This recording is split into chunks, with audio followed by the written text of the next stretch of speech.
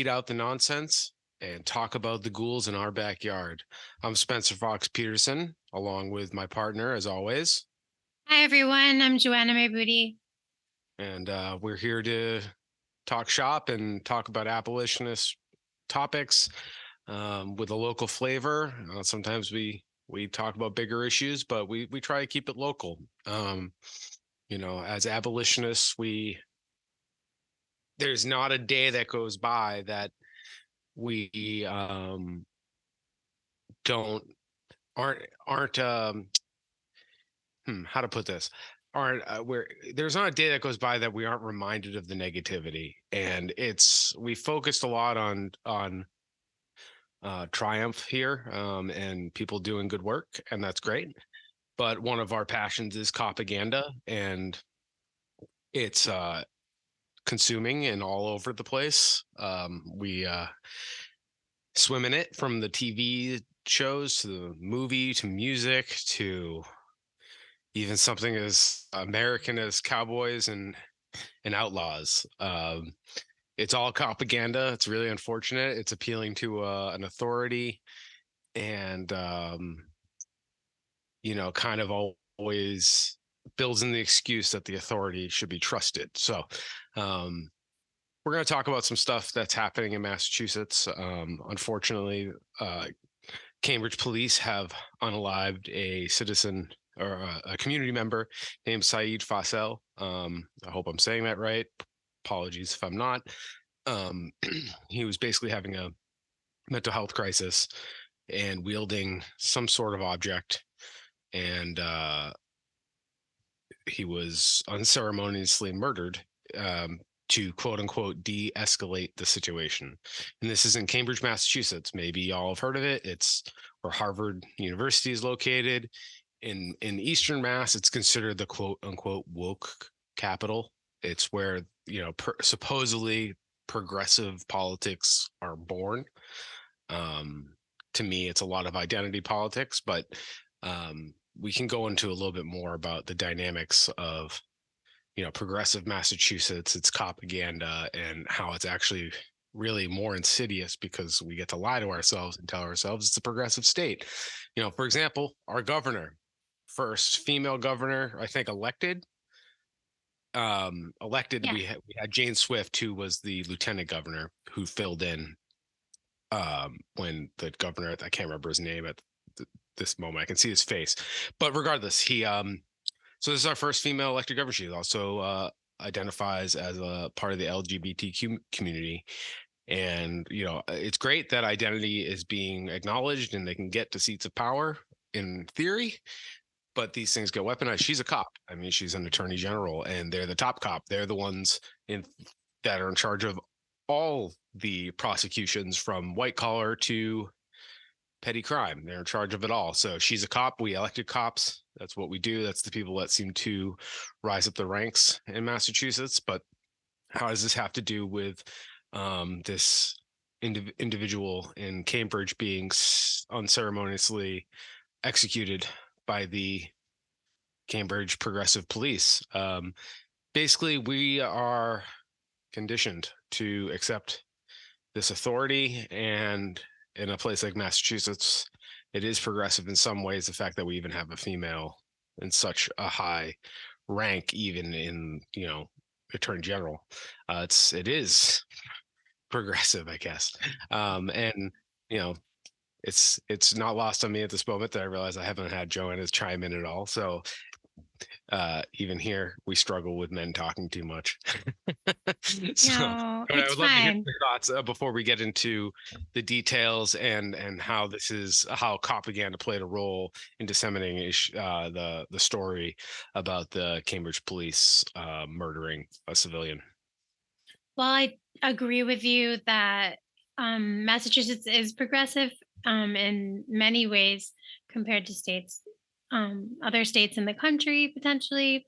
And I know a lot of people and even friends of mine who feel, really proud about that. And I think it is something that we can have pride in, but also like we still need to be pushing things forward because this story is like many others, like Miguel Estrella in Pittsfield. I'm going to highlight that. Like this young man, Saeed, was 20 years old. He was having a mental health crisis. We have a surplus of money in Massachusetts. We are able to help our citizens in, again, many ways that there are states that have no access to this type of financial tax surplus or things like that. Like we are a wealthier state, quote unquote. So it does lead me to really ask questions. And I know many people are feeling the same way. um, why are people gunning down Black and Brown citizens? Why are any of you who are, I know some of you are completely outraged, but how can anyone not be completely wanting to overhaul the police system in general? Like, I would want them all unarmed. Like, you clearly can't do your job. You felt like you needed to go out and kill a young person having a mental health crisis when, people we've had on our show, like Spencer's wife, Bridget, who's a social worker, and others that I know well have de escalated situations without a gun and without murdering someone. And I think those are thoughts that I really think people have to reflect on. I feel terrible for this person's family, for the community that's been impacted, and for the people that are probably now living in more fear because now this police department, in my opinion, has shown its true colors. Um, they tend to do that pretty frequently. And I feel like people of color and people having mental health crises aren't safe in a lot of towns in Massachusetts. That's what this says to me. So, and the propaganda part of things, I guess, Spence, I'm always happy that you focused on that. I know it's like some people may say too much, but honestly, there are times where I still will get caught off guard and not realize something's propaganda because it's so baked into our society and the way that, like, even like the old west, I think you and I were talking about that recently. Like there's just so many ways where it's baked in. And I do think about, like, even we've never gone Old West, the movie Tombstone, so without and good. it's based on a true story. Obviously, it's dramatized, but basically, the heroes of the story are reformed outlaws that just want to control one part. It's a gang. It runs like a gang, and how they deal with the quote unquote worst people, the other, they do unethical things. Like we literally have a movie about the OK Corral shootout, and like that's like a triumph of law enforcement. Well, These yeah, because they become like sheriffs in the town. and keep in mind, I know people don't understand, but it's only been 150 years. So that's only 3-4 generations, right? So this is the reform. The current police institution that we have now is the reformed version of that. So you don't think they haven't gotten better? And to me, um, when you said the Cambridge police showed their true colors, it's not that one individual on the Cambridge police unalived a civilian. It's how they respond even. So you can question, well, we can always have the question, is it the system, or is it a bad apple? Well, this bad apple was taught that this is a okay solution to anything. This is quote unquote de-escalation. And then to see how they manipulate the media after the fact and try to defend themselves. At first they tell the media right away before anybody can fact check them and take advantage of the profit model that our media operates in. The first journalist is going to run with it. Machete wielding man involved in officer involved shooting. So it's like passive voice going right to this person's a violent, crazy person. And once that story's out there, it's out there and it can't come back. No matter how many, we pulled a screenshot of the Mass Live. We typed in the Cambridge police into the Mass Live website, pulled up all their links that have that. So at the, there's like 10 links that we have, and most of it has to do with the shooting. There's a couple other things that aren't related to the shooting, but the first thing that mentions this, it says machete wielding man in Cambridge shot, killed by police. So it's very passive, and that's on January 4th. And the next day, the license, the headline is Cambridge man shot and killed by police. So still passive, but they dropped the machete wielding because the evidence probably doesn't bear that out. Local other footage of stuff. And to me, they just want to get that first story out there, and then the other journalists will catch up and get more facts. But that first story is out there, and that's a more salacious headline, and put people Google search it. Or when the next budget hearing comes up in Cambridge, this is going to be brought up. Joanna and I have been, we've talked to Chief Casper in Northampton, and we've talked about capital investments and like, why do you need this? Well, we still haven't replaced this car about this one time this person hit an officer, and like they invoked this officer getting hurt or killed on the job and why they need to spend $1 million. And it's like, well, I understand that this awful thing happened, but like, what does this have to do with you needing 10 new cruisers? So it's like they will always try to use these tragedies, so they need to get those headlines out there. It's very, and again, this is about profit, so it's not even really this big conspiracy, right, Joanna? It's protecting the budget and utilizing any tool. They have literal PR departments, a police force with the resources of the Cambridge Police, which has a good tax base, and they are protecting wealthy elites. They are protecting the Harvard professors. They are protecting those business people, those doctors. They are. So that's the petite bourgeoisie or whatever you want to call it. But the profit model, it applies there. And then, the rest of us, we all say like Cambridge is like progressive soft zone, like safe space, but it's really not if you're not white. I completely agree, and I Or think the other rich. right, agreed, and I think the Years ago, other during the Obama presidency, Cornel West, there's yes, an issue. The police profiled him in his own goddamn home, and he is a rich professor. Well, relatively rich. he does well. He does okay. Upper middle class, lower upper class. Regardless, they still profile like this is not a progressive place, No, and they doc did and show who Dr. they West are and how they Dr. West left Harvard for that and how the reason. quotes that they've allowed to go out into the media, like what the police advisory board and the mayor and the chief of police or the commissioner or whatever they call the highest rank there is. It's all organized a little differently, so forgive me if I'm fuzzy on everybody's ranking, but they all come up with excuses and they talk about this like I don't know what the word is, nimbus or like nebulous mental health crisis that nobody wants to like. Yeah, you're right. But Yeah. so how was a bullet the solution? It's like and then we're sitting here debating this is how propaganda works, because then we get stuck in the weeds about was he wielding a machete? And it's like, well, like this person wasn't in the right state of mind. And if we had resources to help people already establish, like these scenarios wouldn't get this out of hand. And nothing justifies the state killing someone. I just Unfortunately, I understand that people like want to humanize it and say like, well, you're a cop and there's a guy you think is a weapon. Listen, yes, if you take any random person that doesn't have supposedly any training and you put them in that situation and expect them to be perfect, yeah, that's really unreasonable. But these men are men and women and people, whatever, they're supposedly trained, and their training tells them to do this.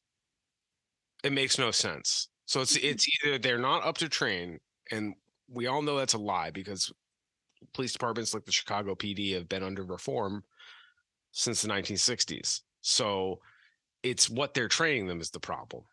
What they're training them to do, the actual solution to the problem, is going to keep creating this outrage.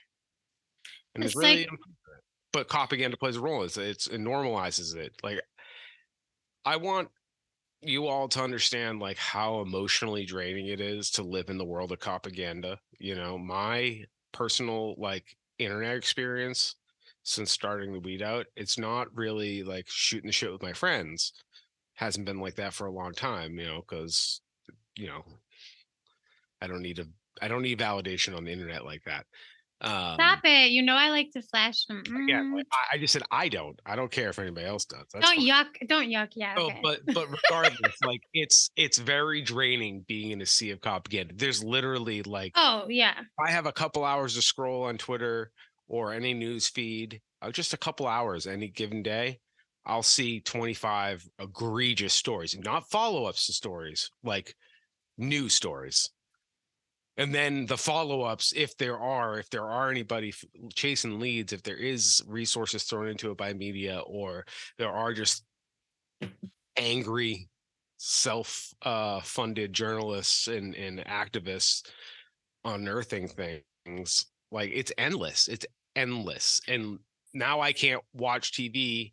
It doesn't mean I can't enjoy things. Like, I enjoyed Top Gun, but I had to like go into it literally to Bridget, and I said like, yeah, we're gonna go watch like a military industrialist like advertisement. I know that's not Copaganda, but it's military industrial complex propaganda. So it's the same. It operates on the same principle. It's always normalize it. It is what it is, and this isn't, again, it's not a giant conspiracy in my opinion. It's just profit motive and guns and protecting property and hoarding resources and needing people to protect the resources and protect the status quo. It's good business.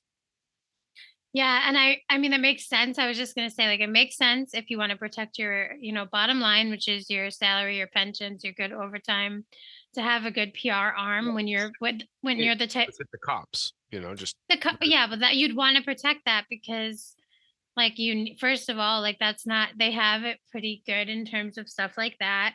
They try to, they garner your, they play off of our fear and use propaganda to keep us afraid, even though they're not really unsafe compared to like many other jobs, including like, you know, truck driving, welding sometimes. Like there's like a list of like jobs that came out during the pandemic where like there's police 20. They're not even in the top 15. I think they're in the top 20, but they're not the top 15. so No. I'm saying like not most police Some of these officers. jobs are like, there's a lot of people doing these jobs, so it's not total amount, it's a rate. And so yeah, so most Rate of people. death is higher in other jobs, so that accounts for the fact that Right. it's not 100,000 cops and 100,000 truck drivers. Just so everybody knows, like this number is based on the rate, and it's cops aren't even in the top 15. It's because crime is like they create a narrative of crime to keep us afraid, to keep that budget intact. And honestly, I think about the propaganda I guess I want people to really be aware of even more so too would be the ones where it's like on Facebook and you're watching like a group of cops and there's a person in Pittsfield we've never called out or featured, but I'm going to talk about him right now because I honestly do believe that Officer Darren Derby potentially has really good intentions and cares about the community of Pittsfield, Massachusetts. But his page and him going on the Today Show and he takes photos of people who are unhoused and who are in compromised positions. And you know what? He still does go out into the community and try to meet with community members and stuff. But despite all of that, he is really a PR arm of the Pittsfield Police Department. And there are multiple ways you'll see it. Like even here in my town of Montague, they recently like the police donated a bunch of money to like a local like school thing, like school sports event. And like, they'll raise money during certain and they have a comfort dog sometimes and things like that. And I just feel like there are enough stories where the police are also involved in like mo- many times hurting children that I feel like people really need to be careful just like with any other content. Like things are created now to be like ads for us. Like we know that to be true on so many platforms. And so the police are doing that too because it's lucrative for the bottom line, which is keeping your budget intact, which is keeping us scared, which is keeping we need them to be It's safe. also, as much as it is to indoctrinate and to normalize and to gaslight the community into accepting authority like this in this system that is ultimately punitive and not rehabilitative and actually a big money maker. Um, the other thing it does is it recruits fascists. And Well, I'm sorry, and little Timmy that wants to have law and order, and dad and Uncle Jimmy. And I know people like this, and I know this isn't it's a very small percentage of our population, but there's this real toxic patriarchal Puritan element. And there's it also is like, hey, this is a recruitment tool. This club is for you. well, yeah, like it makes sense too, though. Like So you'd it's want to like it's bring, very efficient yeah, and just I to think, keep some people in line and to recruit others. Well, and the good PR works on people like me or others who are hoping that they're helping the community. So like there's multiple realms where like, okay, it's not just like I'm unsafe. It's like they're really actually out there helping, maybe. And then okay, but like I'm just using these examples of good ones, especially. That officer and that public relations officer, or social media cop in Pittsfield that you mentioned, before I met you, I had heard of him, and Oh yeah, he's really popular. Like being really icked out. Again, like I have a background in communication, and I remember when social media first came out, one of the first questions, I was in college when the stuff was popping off, so we were asking questions like this, like what is this gonna like, these little mini Goebbels are going to be running around. And you know what? When this, I think his response, that Pittsfield police, they really started pumping that out post Trayvon Martin, right? Or it's been post not like Trayvon Martin, Philando Castile or something like that. It was like, it was I not, it was I pre George Floyd. It was pre George Floyd, but it was it was right when they started really ramping up community policing. One of the, I'd honestly have to look. I think Officer Darren Derby has literally been doing that. Like, and I'm saying this way, and in case anyone wants to look up his page on Facebook, I would like just put if he hears this podcast, I just need to put the call out to him because again, in the videos and in his statements, he always seems like someone who genuinely cares about the community of Pittsfield and wants to help people. And I would ask him to please just leave policing and do that in another way because he is supposedly he's trying to help people and keep them safe, and I just feel like if that's the case to any police officer, again, I've said this in multiple episodes, like you can find work elsewhere, you do not need to carry a gun and put the chance of you potentially shooting someone because clearly when all of y'all get afraid, like there's a chance. And I'm not saying that I actually feel like there are studies and psychological studies specifically on how like putting you in a position of power, giving you a gun and like basically immunity to kill would make you actually kill someone, especially if you felt afraid. And I think our society needs to think about that too, like the positions we put people in, the power dynamics we could allow for us, like our tax dollars pay for us to be told by someone else with a gun what we can and cannot do. And those are the things when they're protecting their budget line, like those are our monies that we as the people should be able to decide on together. So that's why I think if Spencer and I seem really passionate, like it's because I think we all should be about something that's so important and involves our own hard work and is involved in every aspect of our life, really. yeah. And this propaganda stuff, I'm going to keep bringing it, I'm always going to bring it back to that, because I really do feel like this is what is how we've been normalized and stuck in this cycle. And this could be applied to weapons manufacturers and school shootings. Like it's just rinse repeat, same shit over and over again. It works on a good enough percentage of the population that are just numb to it. 30 to 40% of the people, I'm making that number up, I don't know, it's just what my gut says, enough that you can't get consensus by the rest of us who have a strong opinion. um and we're stuck in this loop, and this is exactly what propaganda does. And it's not just as simple as cops doing racist things, as posting mugshots of black people Right. pre-due process, just because they're poor and they're not Robert Kraft, who can pay to bury things. um Google Robert Kraft sex scandal, or scam. Ew. It's like he was able to No. get that shit like pretty much put away. It's billionaires versus like some Ugh. random dude having a mental break and smashing a bunch of windows at MGM, or a sex worker. And it's like you're punching down on these like little people that can't defend themselves, can't, like now they're going to be, ostracized in their community. Like it's a death sentence in a lot of ways. Like, and it's not to say that you shouldn't be held accountable for doing something awful, but like, I don't know. It's just crazy how these media operations use each other, the between the PR of the police and the actual journalism or the media companies. And then the average everyday person also reinforces it, because it does a good job of manipulating emotions and keeping you afraid. So even if you're a smart person.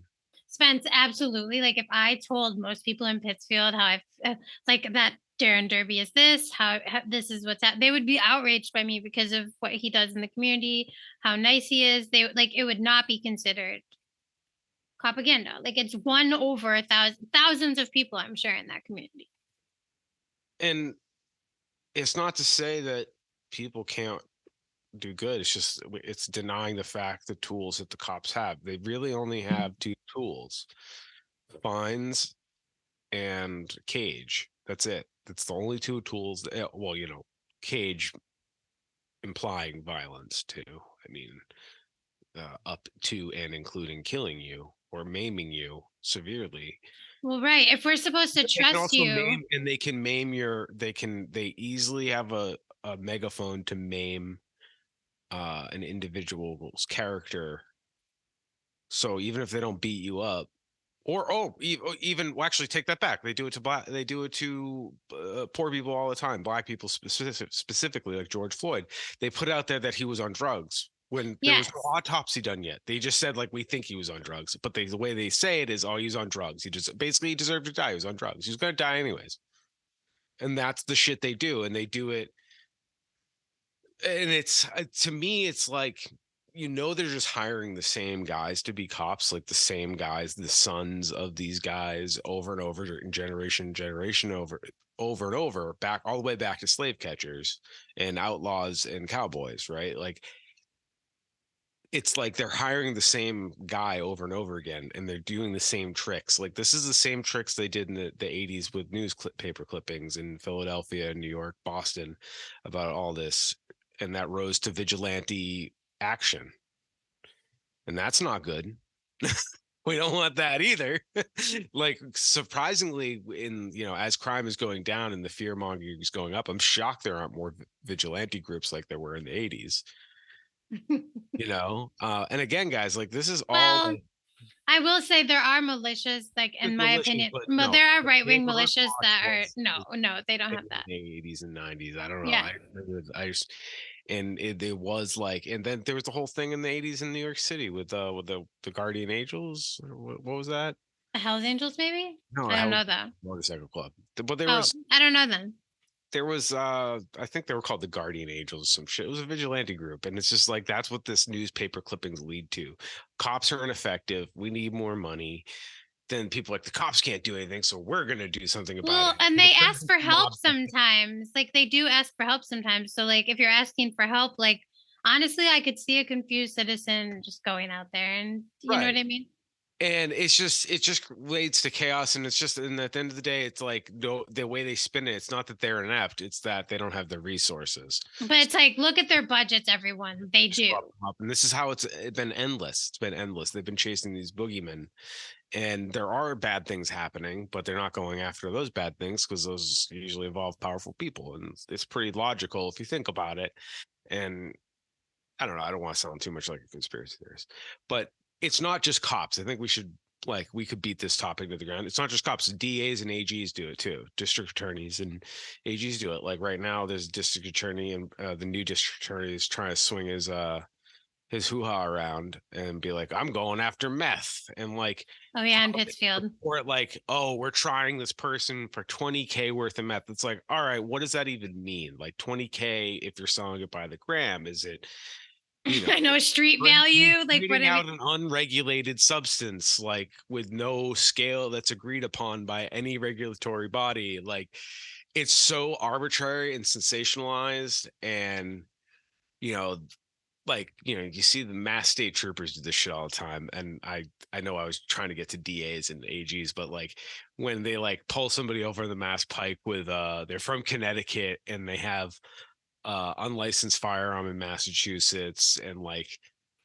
a couple $1,000 in cash and baggies of whatever, up to and including the worst shit. And it's like that's that dude's life savings right there. Like that's not like a big operator. That's that dude's life savings and his protection.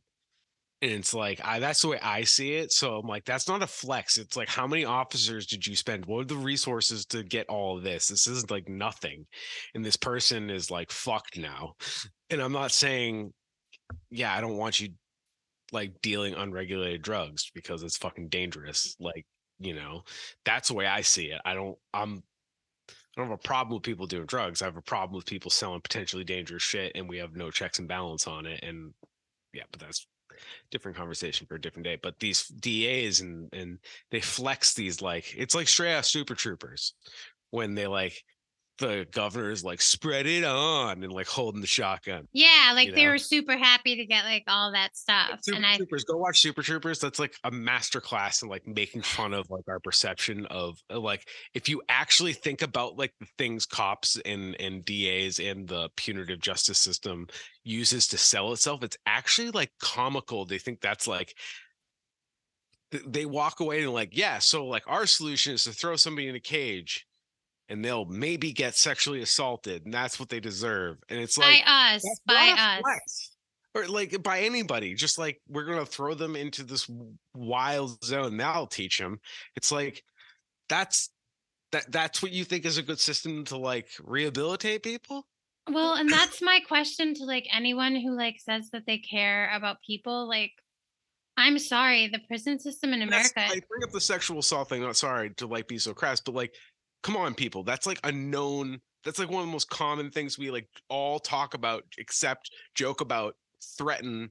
Right, but that's kind of sick to joke about. It's Like that's gross. yeah, It's like gross. yeah. It's not okay that we've normalized putting people in a situation that's basically torture. I know that some like federal prison or like county prisons might not be as upset as hard as like a maximum security or other ones, but I am sorry. Like if you think that Social you're threat of it. Even if but none of it's real, but like even if that's just the threat.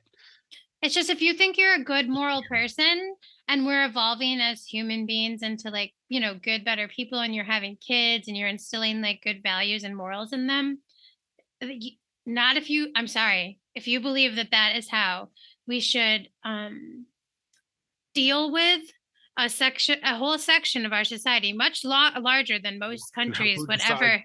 who decides who needs to be adjudicated and penalized. Yeah, like it reflect on that. Like it is just wrong that our country spends the kind of money it does on literally tormenting people, ruining their lives, and putting them into like slavery work. And depending on the state, and most states let prison work be a thing. So we've talked about this in other episodes. You can go back, but like it's how I mean, we are supposed to be a better people, learning all of the time, growing.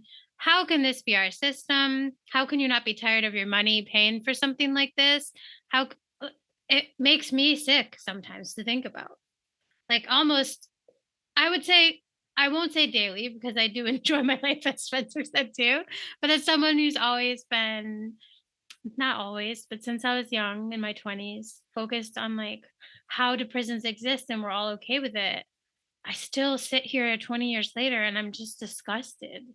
And Like, anytime somebody hears us and questions us or me or people like us and whoever's listening to this, and if somebody says, well, what are you going to do about the rapists? Listen, there's going to be consequences, people. There's got to be consequences. And that has to be victim centered. and we've talked about this in other episodes, so please go listen to those episodes. We've shared alternatives to like that you could utilize. This is more just about like the reason you even probably feel okay with prison, and that's what we're trying to get at, is that you have propaganda coming down the whatever pike you're on every hour of every day, be it Fox News, be it the regular news, be it the newspaper, be it Mass Live, be it WLP. I think you're in agreement with me, Spence. Like it's just I think it normalizes all of these things that are basically inhumane. And And think it's about how we romanticize our like gangsters and going to jail too. And well, it's a I rite of know. passage. And it's like it's so embedded in our culture, guys. That's all I'm saying. It's very embedded in our culture. Um taking on the man is very, very much in our culture. And it's kind of like guns. Guns are very American. And explains why like that's what all our foreign relations are about. It's about guns. Like everything we do is about guns, whether we Or like and oil. and oil. But yeah, guns though, because how do you get the oil? Guns. It all goes back to guns. But yeah, I mean, just keep in mind, like, and when cops flex, how much something they've seized, some contraband. I'll just keep it loose, like contraband. Like, what happens to that stuff, guys? Like, it's Yeah. the leverage and Really? trap other people at best. That's assuming they're like doing their job with it as opposed to doing something crooked with it. Um, they pick and choose when they're going to share this stuff with us. It's very obvious. Like if I was like, I just try to like remember what I was like to be a teenager. Like that's how I think the easiest way to understand the mindset of the police institution is they think like impulsive teenage American boys. Well, and it's a business though, so they are thinking about their bottom line too, you know? Sure, but they're still impulsive. So everything Yeah. is very short-sighted.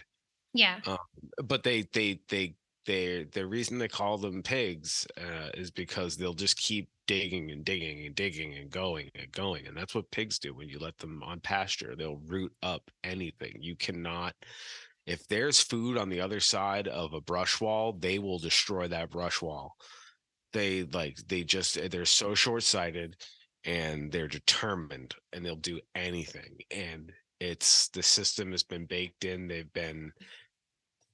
They like invented crisis control in PR, like LAPD, NYPD, and you think about it like Holyoke PD, in my opinion, go about Goebbels over there.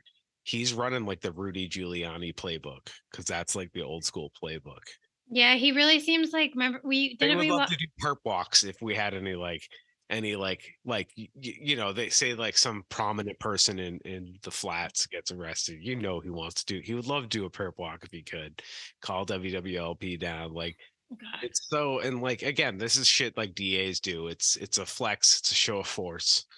Um, and simultaneously, like the left and the right in this country, they're both similar on this. Like when you go online and you see a bunch of liberals or leftists yelling at Merrick Garland, the attorney general, to like be doing press briefings and be bombastic. It's like actually the one thing I don't mind about this fucking guy is he seems to be doing his job and it's showing in the court documents.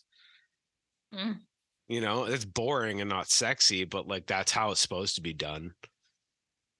You know. Yeah, you know how I feel then. Yeah, but I have no faith. I have no faith that they're gonna hold. I also don't think like Donald Trump should go to jail. Like right. I That's think my he did. Personally, I think the punishment should fit the crime. And my idea is to make him live on Social Security insurance, live in affordable assisted living, and have to go and get his mac and cheese and his Diet Coke and his little cart from the grocery store. Like I think he should have to be like every other 79-year-old white guy in fucking Florida that has no family that wants to deal with him. I know it's still punitive to me though, Like and then I mean, but that's not a but bad that look. I know it's well, it's not, but it does It bring is me for to him. it brings me to like another point, which is like I we know. treat our elderly so terribly. So no, I'm not upset with your I'm just being like, analogy, but you that want to just think leads me about down a it, not path. change the system.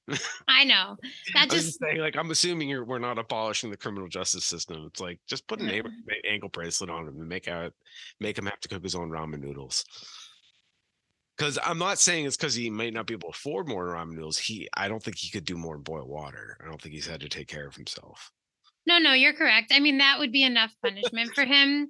It's just when I think about like people in America living on Social Security, I feel like he would finally like understand how hard he's made people's lives because it's such oftentimes a small amount And of we shouldn't money. blame him. I mean, this is the system. He's just Well, I'm just saying he should like he was president at one time and should understand like all of these rich people who think they should gut Social Security and get rid of those things. I mean, you're basically saying that you hope a bunch of people to like live in poverty and die. no When you way. say that, I'm yeah. like a meritless existence. I mean, that's horrible to like wish on anyone. And I just, again, I don't understand. I don't know. And also, don't get me wrong. Like, I don't appreciate to stay on the topic, Copaganda topic. Like, I get really like annoyed when I see people posting personally, I think it's reprehensible to be like posting like Trump is guilty. It's like we don't know that like it actually has to be tried in court. Like if we're gonna live and die by this system that we supposedly give a shit about. Like if I'm reading the way it's kind of like why I can't fall in line with Christians most of the time. It's like if you want to be about being a Christian, you got to stop doing what you're doing. There's a lot of people in this country that say they're American patriots, but they want blood. They want to infringe on other people's rights and due process rights. For example, with Donald Trump, like they want to post pictures of him in an orange jumpsuit. It's like that's fucked up. Just what are you doing? Like to me, it's more damning. What we should be focusing on is like, look, there's two systems of justice. This dude gets to skate, not be posting propaganda of him in a fucking orange jumpsuit. Like we should talk about the issue because it's not really about him. Yeah, those people are highly confused. And And I'm saying, so this problem exists left, right, on the quote unquote political spectrum in America, and the Overton window from left to right, like the acceptable political spectrums of Democrat, Republican. It's like both sides, quote unquote, are like brutally guilty of this shit. And it drives me nuts. And like we live in Massachusetts, again, quote unquote progressive state. For example, Northampton, Chief Casper, for all our disagreements with her, she doesn't post mugshots. And she said from her point of view, she doesn't even think about due process. And I do. That's what I think about. She's thinking about like humanely, like this person's, it's a really bad day for this fucking person. Like she's admitting the humanity still. So that's good. Like I well, do love that about that department. Like it's such a good example for others. but they're, we have some problems with them. Oh, we have a lot of problems because they are what they are, but like the fact that they're not just pumping out. The fact that they have a chief that understands, like, it's actually just like really fucked up to like do that to somebody, some regular, from a DUI to whatever. It's just like the justice system is good enough, is powerful enough on its own. It can, I will say though, like that type of community, Northampton, which is very like more progressive within the state of Massachusetts, a more progressive town.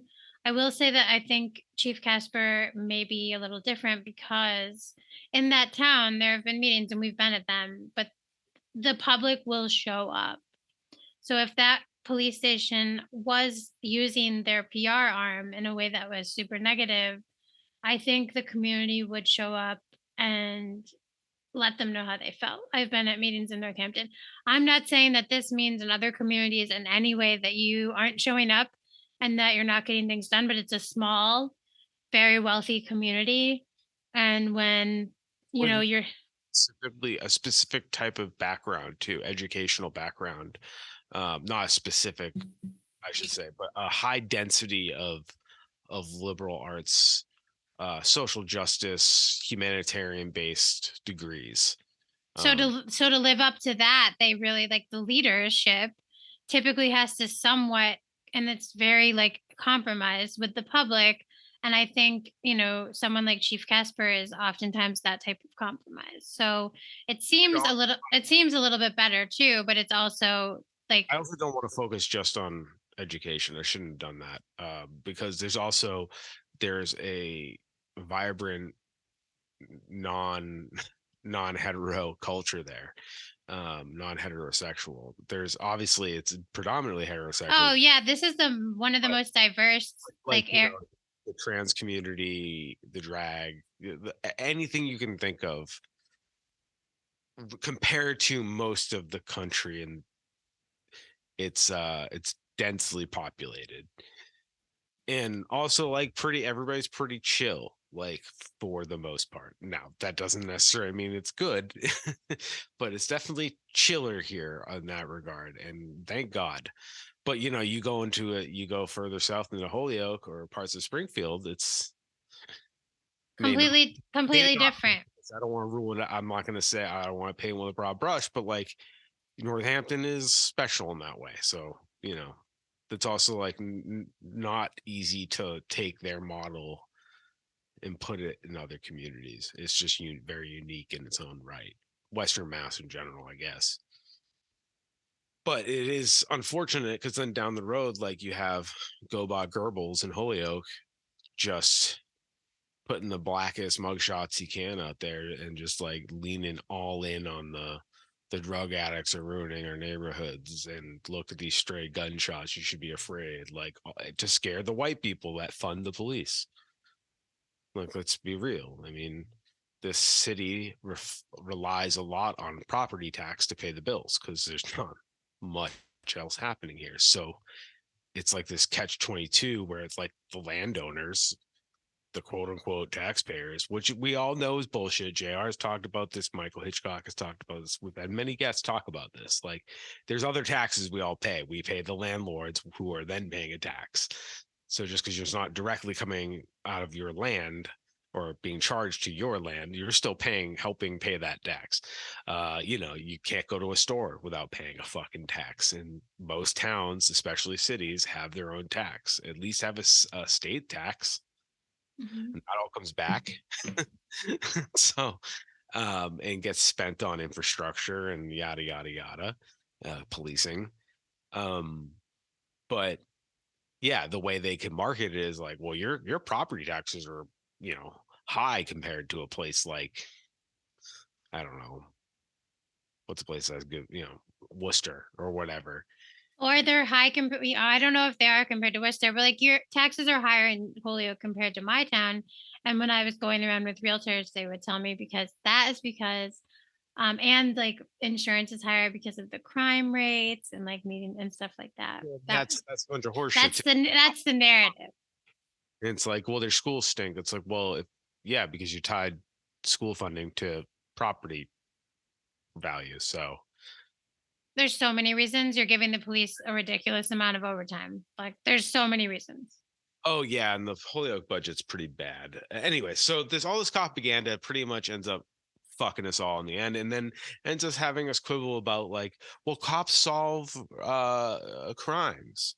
And it's like, well, disproportionately, the crimes you hear about aren't really the majority of their work. I mean, murders in a place like Holyoke, yeah, unfortunately, when there's poverty, there's going to be more death. And yeah, they do have to have detectives. Like, that shit costs money. Mhm. But like sometimes, like, the state has to come in and take over. I'm not like an expert on this. Like, this would be a great area to talk to like lawyers about. But my rough understanding is like, yeah, like, I understand this stuff costs money, but like they're still not spending, most of their budget is spent elsewhere. And most of it is just traffic enforcement, which can then lead to pretextual stops, which then can then lead to bench warrants and yada yada. All the things, all the ways this can trickle down and cost regular people a lot of money, and it keeps their system going, and it makes them look good, and then that's how you get promoted and how you keep job security, and it's all profit motive. I always bring up propaganda and profit motive because they're tied. It makes it simple to understand the motivation, and that's it at the end of the day. And they're just trying to spin what they do, which is, at the end of the day, their only tools are fines and cages. And they can fine you to death too. you know, yeah, lots of people get in trouble with the government, and speed up the process. So, because once you get behind, and get in the justice system, it's hard to get out of that machine. Joanna, please. I mean, that's part of the cruelty, in my opinion. Like, if you are someone who isn't an abolitionist listening, like, why is that okay to you? Like, why, like, you could end up in that position so easily as like any person. Like, you get one stop of like, I don't know, maybe you had a few drinks one night and you decided to drive home and like something happens to you. Like, then you get behind on your, payments that you're supposed to be paying for like all of your things to make. Usually you have to do some like classes and go and get tested to make sure you aren't drinking, depending on what you're like doing. So you fall behind on that. And like, honestly, you're not able to drive to your job maybe, and you don't have the means to have someone drive you. Like, I feel like everyone thinks the police are here to keep us safe, but like at any moment, they could pull any one of us over, basically lie and say we did something wrong, plant drugs on us like they did in Springfield where the DOJ took over, and then your life is ruined. So I just feel like, how is this system, and I know it's not every cop, so I don't need people to explain that to me, but it's like, how could you be okay with like even anyone, and like if there's one person and even like Western Mass that could do that to me, I'm not interested. Like, no, thank you. Let's presume, like we all know, I know people that have done not great things. Yeah, I've my nephew spent 7 years in prison for drug crimes, nonviolent drug crimes. I'm sorry. I And I know people who have done violent things related to drugs, but still, oh, that is he's a violent I'm sh- thing.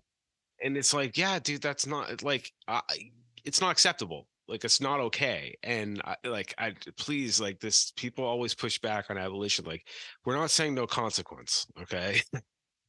But even if you're so my thing is like, if the world can't come to a consensus, and the one consensus they can come to is like people that do something really violent, they need to be away from everybody. It's like, can we at least not torture them while they're right, right. that's like my baseline there. It's like, well, I don't need it to be a country club, but they already can't go wherever. So why do they have to be miserable on uncomfortable beds in cold situations with no control over the fucking lights?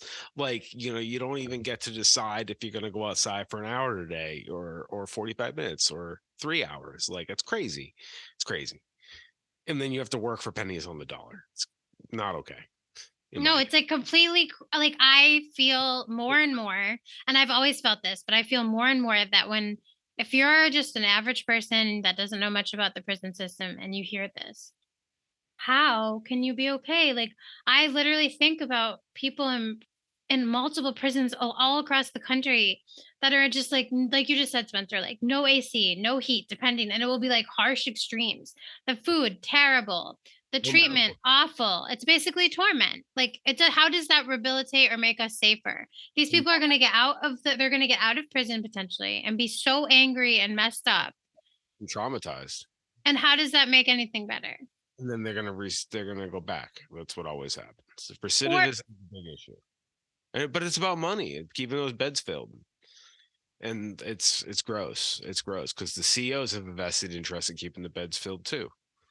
I know, but that part's sick. Like, as a society, we can prevent and have better, you can, if we can't imagine better ways, I don't know what to say. Like, we are supposed to be, you know, fr- thinkers with autonomy and wanting to help each other. And, there are so many people out there that want to make this country great, quote unquote, and all of that crap. Like, I'm sorry, like how it's like a ridiculous amount, Spence, and I always forget like how many people we incarcerate like worldwide, and like how it's so shocking that like an enormous amount of our population compared to other countries. And I will share the link. Like, it's just so blatant too, that and that we're just so used to it that we're desensitized to even being brutally cruel to one another, and that part's really scary. Or indifferent, which is just. Yeah. And the important thing to remember is that share this with anybody that does any job, because everybody in this world who does any job other than caging people, so like literally a job, they're going to have some input that may offer insight on what to do. Like, there's sociologists and psychologists and doctors and people that organize a bunch of construction workers to like get a job done. Like, they're going to have input on how to solve a complex problem. So like, this is about all of us reframing, ignoring the propaganda, talking about how this is propaganda. And if you're wondering like, how are we going to enjoy anything, it's fine, just talk about how propaganda was pretty obvious on that one. Like, you can still enjoy, like, I can still laugh at, like, Brooklyn Nine-Nine, even though it's propaganda. And if you don't want to watch it because you can't ignore that, then don't. There's certain shows I just can't fucking watch because I'm like, okay. I cannot watch Law and Order. And I also, true crime shit, I think it's really Yeah. insane. And true crime is propaganda, everybody. Sorry for anybody listening, it really is. There's actually a lot of people who have written, abolitionists who've written about true crime being propaganda. And it's really kind of, there's a lot of racist shit and white supremacist shit in true crime. because it centers white women mostly.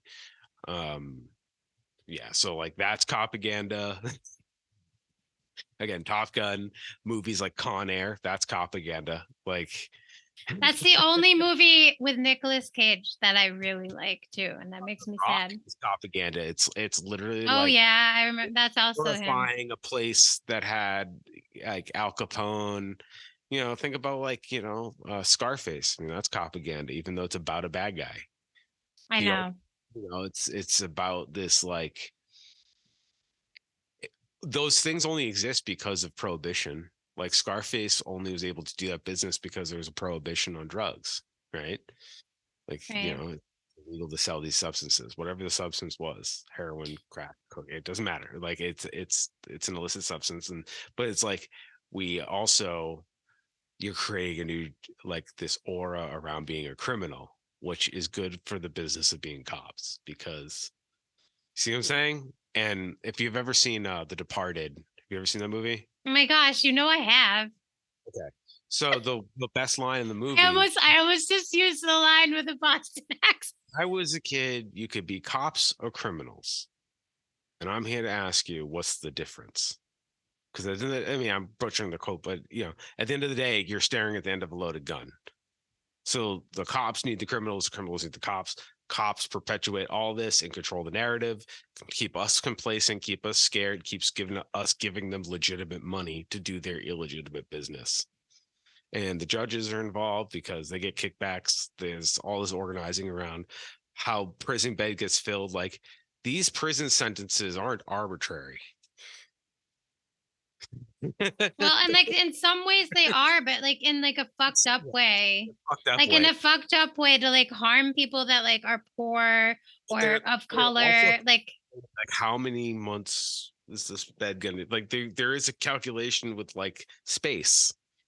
definitely a color and like class thing too. Like you will see like a white woman potentially. I think there's like a voting thing that I can share where like a white woman voted like 32 times like fraudulently and has like a fine. But then there was like a black woman in a different state that had voted like she like didn't she voted like I don't think she meant to do what she did, but she Oh, voted she was like told she could. I remember this. She was told she could, but like she didn't do some paperwork right in the right order or some she's really like in dumb but shit. she's facing prison time though. So I'm But just she's already been in jail once for something. but it's just so crazy though. Yeah, yeah. I It's mean, just that's how the system gets you too. It can grind you right back, take you right back in once you got out. and I think I just want to say like I guess for me the last point I just want to make and I've said it like at the like in throughout this conversation. For me it's not so much the like things that stand out as obvious propaganda. It's the stuff where police are like looking like they're soft and they're part of your community and they want you to like bring your kids to meet them and like they're doing really nice stuff in the community. Like I think Like come and look at the cars, cop cars in a parking lot. Like and there's funnel cake.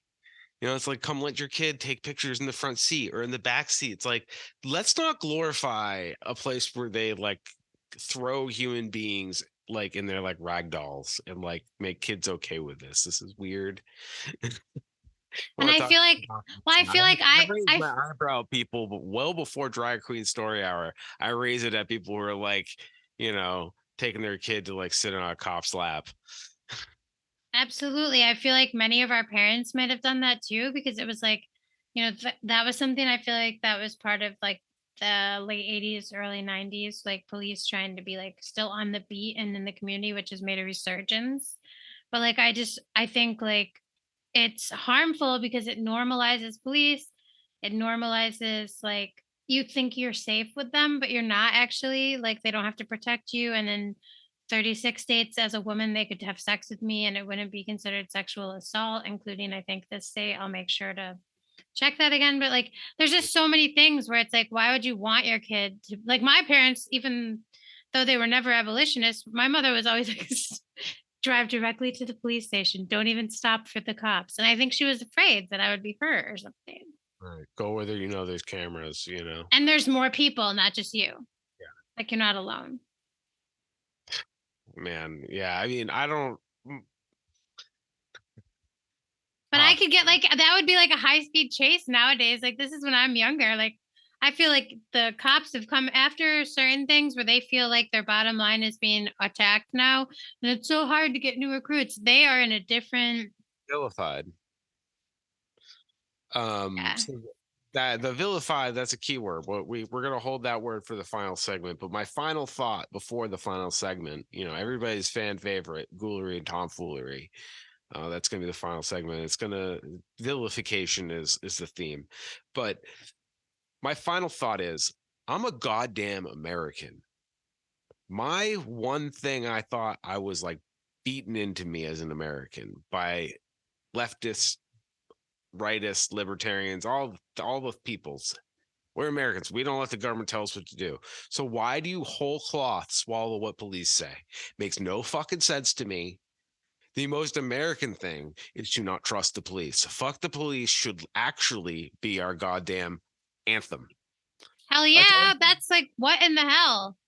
like even in like, I know I described like a lot of these things as propaganda, but like we kind of also really do reward people and say fuck the police. Like, and like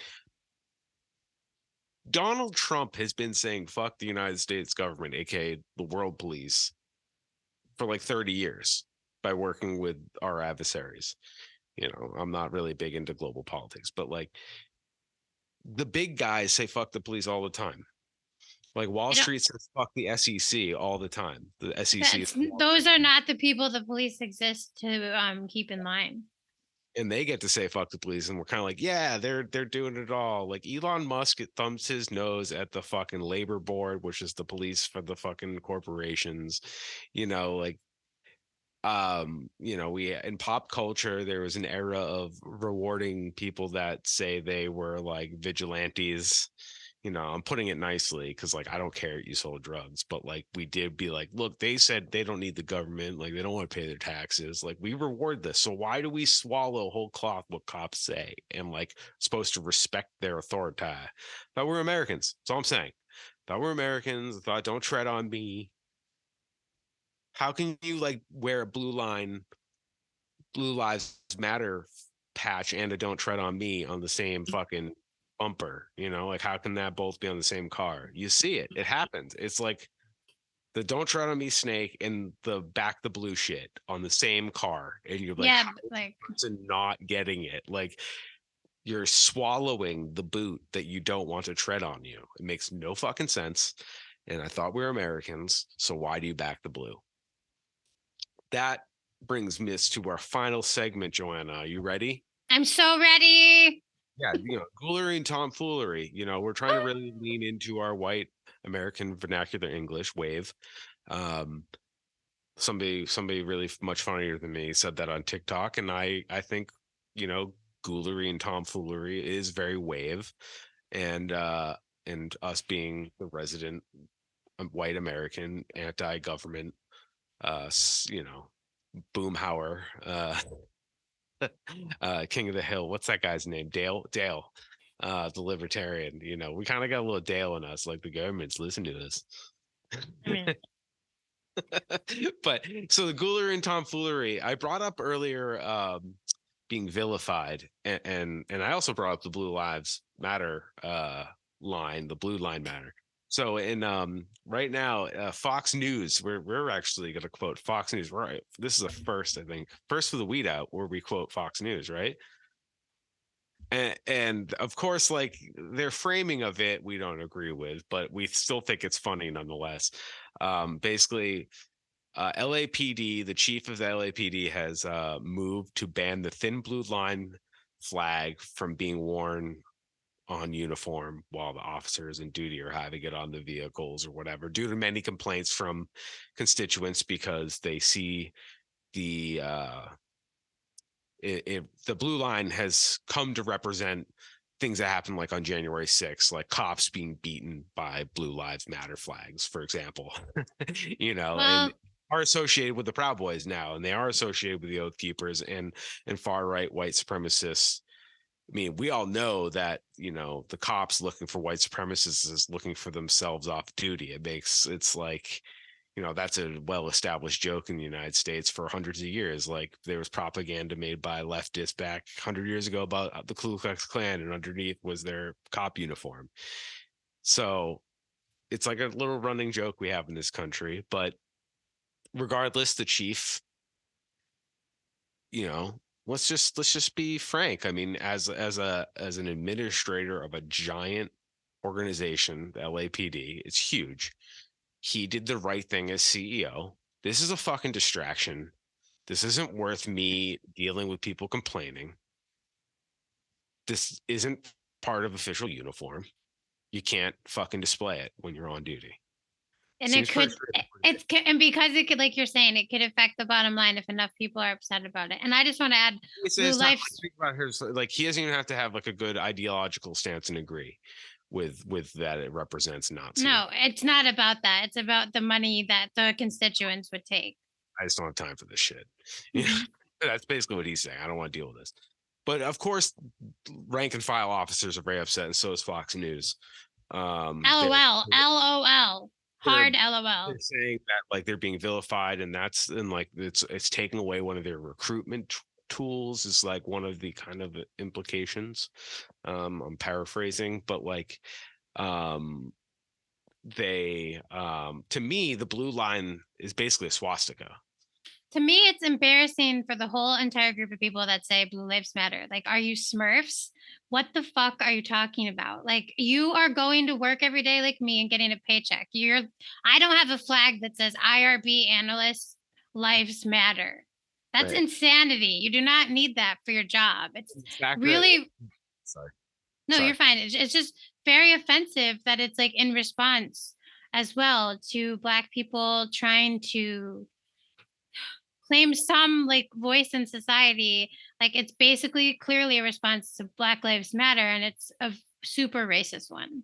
It's a well documented direct response to Black Lives Matter. And weirdly, it's a dog whistle for White Lives Matter, which is also a direct response. Weirdly, White Lives Matter kind of holds a little more water as the construct of white skin exists, whereas like At least that's like humanity. you're born that way. So like I'm not ever going to advocate for White Lives Matter sloganing, because Black Lives No, Matter means like all lives can't matter until Black Lives Matter. So exactly. we need them to matter before all lives can matter. So Black lives need to matter first, because the white lives have been mattering just fine. You're still they're still included in the Black Lives Matter, and they just also matter. Calm down. But like your Blue Life Matter makes no sense, because like, what do you mean? You're going to work. Mama didn't pop you out with the as a cop. Yeah, and You came out with a handgun and a badge, is what you're saying. become an environmental cop, and they're green, so you got that going for you. EPO. So like if you want to be an environmental cop, well, actually, I heard environmental. I have a friend that used to be married to an environmental cop, and it sounds very the culture is just as corrupt as that's the police culture. I'm not sure how it's corrupted, but it just sounds like it's pretty toxic male frat bro culture. It sounds just as fucking broken. Absolutely. They're like riding around. Small story. They're riding around in Western Mass on ATVs sometimes. And there are people I know 20 years ago who would just outrun the EPO on ATVs. And it's like they're high speed chasing you through the forest, sometimes for stupid ass shit. Like that's another arm of the police that it's just like, I do think the environment's important, but I've called them on occasions when something like actually has happened to the environment, not due to a person, just like they're sometimes the first point of contact to like check on something besides the health department. And again, they're just like you said, like it's not really, they're not here to do. You're here to hand out fines. That's what Yeah, and like try to capture you and then give you off to the other police in some way. Right. But anyways, sorry to go on a rant about this, but the LAPD is really big mad, and it's funny because like LAPD is so fucked up. Like it's so bad. Like I mean, they're where Copaganda actually originated. I think was it John Oliver did a segment on Copaganda, and I recommend anybody that wants a little softer, goofier take on Copaganda or take on anything. John Oliver is a good good show to watch, because he's got a lightness to him, even when he's talking about heavy topics, whereas I think I'm a little heavy-handed, so maybe I'm not always the best guy to deliver this news. But um part of me is, I believe in matching energies personally, and sometimes, you got to put that energy out in the world to like match the energy that is coming out. So Copaganda is really violent and gross. And they, Joanna and I's journey started over Copaganda, actually. So like, this goes back to um when we first started working together on activist work. Holyoke PD used an image of a child in crisis in an Instagram post, and like clearly couldn't have consented to it. Like, its parents were in the hospital because they were overdosing on something, and basically they wanted to be like, look, we saved this kid and we're waiting for DCF to come. It's like, why did you this just happened like an hour ago? Why are you posting about this? Why is this kid who can't consent in the photo? Why is this kid's story out there? Like, who is this helping? And the parents can't even consent to it, and like, this is like the beginning of a really shitty fucking downward spiral for this kid. Like, this DCF's not a great system to fall into, especially when your parents are fucked up, and it sucks, and it's not centered on the victim. And you guys just want to like show that you're human. This is how you do it. You do it by taking advantage of somebody's crisis. So even when the cops look like they're doing the right thing, they're doing something really inhumane by um you know taking advantage. I mean, what was that? There was something a little while ago, like some immigrant the subway shooter in New York City. Do you remember that? I don't. You'll have to fill me in. You know me with the information plunging. And this is like beginning of Eric Adams' tenure, and this is when he ramped up the subway. Oh, I do remember him ramping up the cop presence on the There was a subway. guy who like did a mass shooting in a train car in Brooklyn, and they couldn't find him. NYPD couldn't find him, and some like random like bodega worker work visa Oh yeah, I remember that. That was awesome. Actually, that worker was like helpful for the community. like did the cops used him for like, oh, thanks for being a good New Yorker. And then they basically like, we found the guy, and it was like this one guy found him, and then they allowed him to get deported. Yeah, I mean that's the They thing. They're not. reported him for being fucking undocumented. It's like, you gotta be fucking kidding me. Like, they It's used it just for propaganda, then he could, it's like, you the gotta be fucking kidding me. It's so like, it's so vile, the shit they do to people. And they think, and this is the thing, I genuinely think most of these people that work in this institution do think they're doing the right thing. I was gonna say that. Like, I hope that people realize, like, They've been awash in the propaganda. yeah, like I don't even think that potentially the whole because the whole that story you brought up, you really that day were very upset, justifiably so. Once you showed me, I was very upset, and you did let a number of people know, and apparently others in the community were upset as well. So based on all of our feedback, they took it down. I do want to say, like, I don't even know if the people doing it at this point know what they're doing is wrong, because, like you said, it's programmed, it's just so normalized that I think they're just like doing their job and like it took people I mean, so that's why I think we all just need to self-reflect on things, and I know that that's probably not something the police are going to do, so potentially all of us can think about that and like, do we want the police using social media even at all? Like, why is that part of their job? They And that's should some not. Listen, we need journalism to dig in, ask questions, do records requests. They need, just like I was saying earlier with Merrick Garland being the attorney general, not doing press conferences and doing a bully pulpit. When you're doing law enforcement, your work has to show your work through the proper channels, go through the court system, do your work, do your diligent work, prove that this violent, awful crime happened, if that's the case, or if it's a conspiracy for wage theft. and Show I your get work, show your work there. Do it through the process. Don't use the media. Let the media do what the media is going to do by doing records requests and getting interviews and asking what the fuck's going on. We shouldn't be spending money on you guys trying to spin yourselves to look good to justify your budget requests. Well, and I know some community members, especially in Holyoke, will say like, "But we want all the information. We want to know right away." Yada yada yada. To you, I say, get a police scanner. When I was a young person, the my grandfather and his friends all had police scanners so they could hear what was going on all day. I'm sorry, like shouldn't want the media pumping it through. I personally feel triggered by the fact that the police are pumping that through. So, like, if you really need to hear everything going on with the police department in your town, police scanners are still a thing. Invest Feel in free. journalism. Hey, call to action. Invest in journalism. Give money Yeah, to journalists to sit that and too. fucking police scanners and they go ask the police what the fuck is going on. That too. All Like, this action here. What are you guys up to?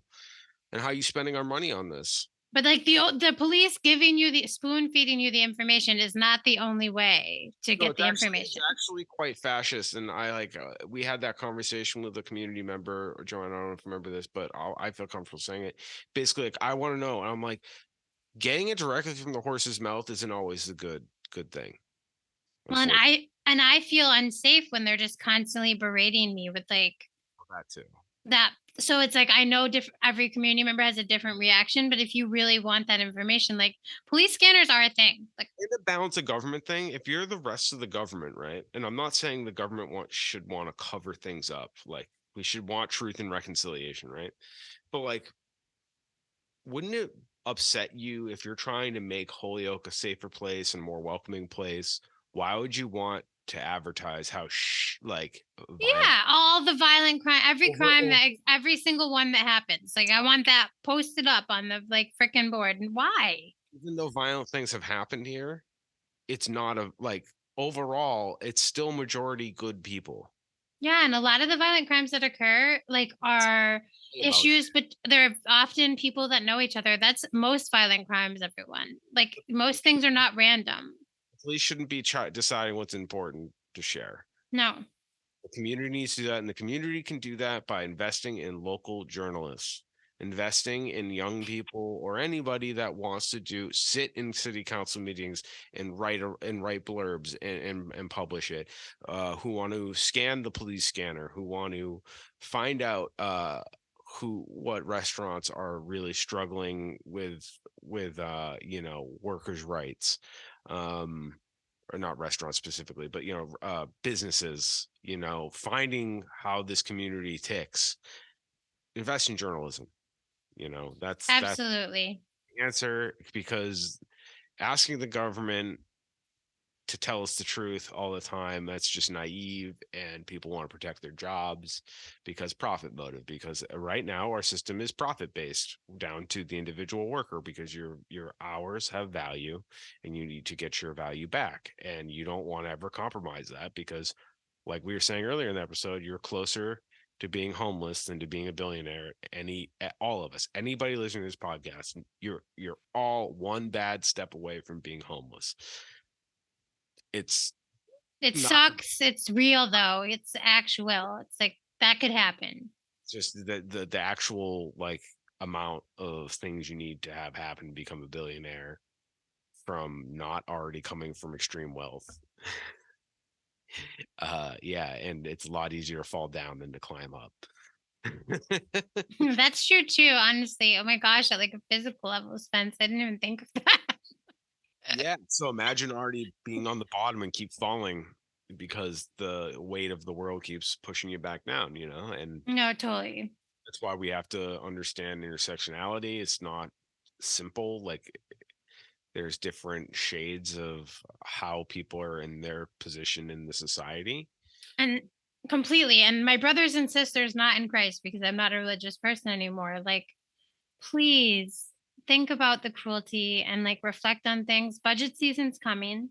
It's spring. So Spence and I can gear up now for some of our favorite local times, which is budget season, which will start for some places like April through June. But like they're planning now, elections will happen.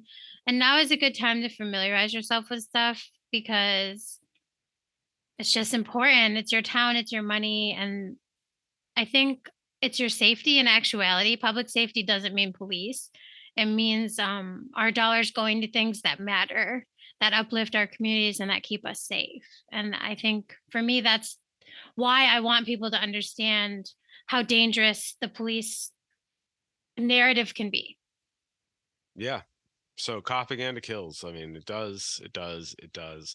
I just want to, before we close out the episode, I want to thank everybody, remind everybody to check out our social media, Twitter, TikTok, Facebook, all that stuff. Follow us there, subscribe, like, leave a review if you have time. That helps. It's great.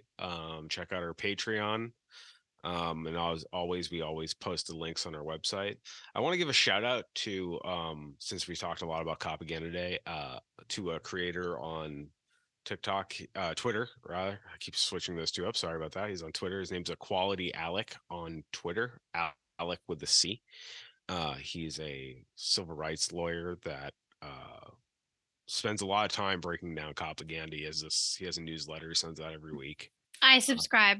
I would urge everyone to. And it's dense stuff, but he's a contemporary example of like a thought leader on propaganda and abolition, and he's extremely well sourced and knowledgeable in the system and how the criminal justice system works and how the media landscape works, and he ties it together quite nicely. So Joanna and I, a lot of these thoughts, remember, like, we didn't like wake up and we're not, this is a community effort.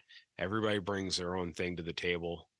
I try to bring my, pick things up, put things down mentality, because some people hear that better. Joanna brings her style. I'll leave her to describe her style. I'm just really into like the numbers, the research. I know that like it does align with big data and that's what they're doing to us. So I like to be able to see the numbers and not turn it around on them, but really just like understand them at a base level. And I think awareness is huge. As someone I've talked about it in my past who grew up, I'm an ex-evangelical now. Um, truth is important to me. A lot of my childhood was filled with fantasies and lies. I don't blame anyone for that. It's not part of my life now, but I will not let the police create that narrative for me in any way, shape, or form. So I hope I'm awareness building for everyone. I hope that I'm able to provide resources. And sometimes I hope that we're able to break down really dense things, research and numbers in a way that make you feel, I hope in some ways radicalized to care more or care at all if you don't, because I know so many of you do, about your local budgets, about where things are going. And I hope you feel empowered, um, that you can do it. It's not just Spencer or me or anyone, not even Alec or any of the other amazing people out there fighting daily whose names I'm not going to name now, but I think you alone getting out there, working with anyone in your community, or just being aware of things is really helpful. And that is why I do this. I even think just sharing resources, like, say, you're like, hey, tell people about the weed out. That's great. That's us being selfish plug. Please share our podcast. It's how we grow. Please, please, please share. But or we just referenced Equality Alec on Twitter. Which, if you go there, then you'll see a bunch of other people he refers to. There's a giant ecosystem. We all bring our own um perspective on things, and you can even do simple things. Like, I brought this up in a previous episode, and I'll bring it up again because I think it's a great tactic. When you're watching football with your buddies or whatever, and the fucking bumper advertiser comes on, right? And the announcers are like, and this week on Crime and Solving, or whatever the fuck, Blue Crime, whatever the fuck the name of the TV shows are on these network shows are. And you're like, oh, man, really scraping the bottom of the propaganda ideas, huh? And somebody might look at you and be like, we'll talk about it some other time. Just kind of like, just leave the seed. I don't know. Like, you don't have to make a big deal about it. It doesn't have to be your like thesis statement like it is for me. But propaganda kills, and let's just stop. We don't have to we can stop listening to them, and we can take that tool away from them if we just stop listening to them. Propaganda. Yeah, that's us. We're stopaganda. So again, thank you for listening to the Weed Out as always. Please always feel free to share us with your friends and family. Follow us on all the social medias. Visit our website for any links that we reference in the next episode, theweedout.com. And I'm Spencer Fox Peterson, thanking you as always. And I'll let Joanna say goodbye for herself, but I appreciate everybody tuning in, and we have some cool stuff coming down the line. So looking forward to it. I appreciate everyone too, and thank you for listening and following along with us, and take care.